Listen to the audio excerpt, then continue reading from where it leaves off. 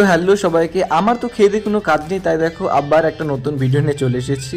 তো সকাল সকাল ঘুম থেকে ওঠার পর আমি ভাবলাম আমার দাঁতের একটু ঘষা মাজা করা যাক। আর আমি ছোটবেলা থেকে শুনে আসছি যে ভোরের স্বপ্ন নাকি সত্যি হয়, তাই আজকে আমি একটু সত্যি শিহরিত। কারণ আজকে আমি স্বপ্নে দেখেছি যে আমি নাকি মানুষ, সিরিয়াসলি আমি মানুষ।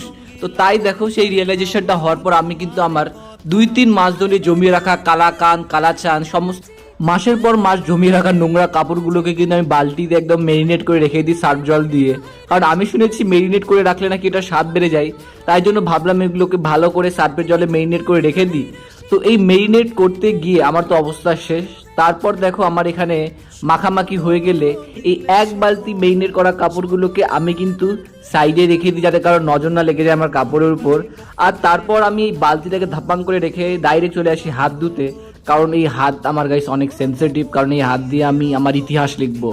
আর এই দিকে দেখো গাইস আমাদের কাছে কত লাউ ধরেছে, মানে পুরো গাছ ভর্তি লাউ। আর তার সাথে সাথে আমি কিন্তু এদিকে অনেকগুলো কুমড়োর গাছ লাগিয়েছি। এই দেখতে পাচ্ছি এখানে একটা, আর এইখানে কিন্তু দুটো কুমড়োর গাছ আছে। আর তার সাথে সাথে আমাদের 12 মাস ধরা আলুর গাছ তোমাদের দেখাচ্ছি।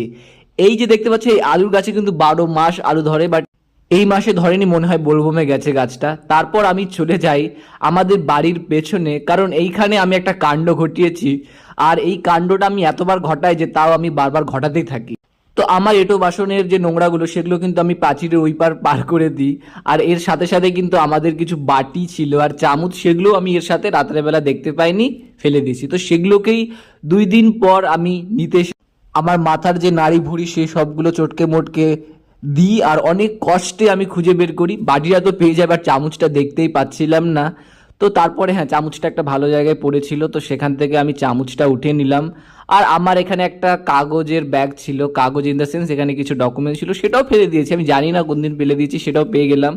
আর এই যে দেখো গাইস গঙ্গারামপুরের মিষ্টি দইয়ের হাঁড়ি, যেটা আমি প্রায় 1600 কিলোমিটার দূর থেকে হরিয়ানাতে এনেছিলাম, তো সেটাকে আমি আমার সাথে নিয়ে নিলাম। কারণ এটাতে আমি ভেবে রেখেছিলাম অনেকদিন ধরে যে আমি একটা তাল গাছ লাগাবো, কারণ আমার তালের বড়া খেতে খুব ভালো লাগে। তো ভাবছিলাম যে লাগানোই যেতেই পারে, তাই না?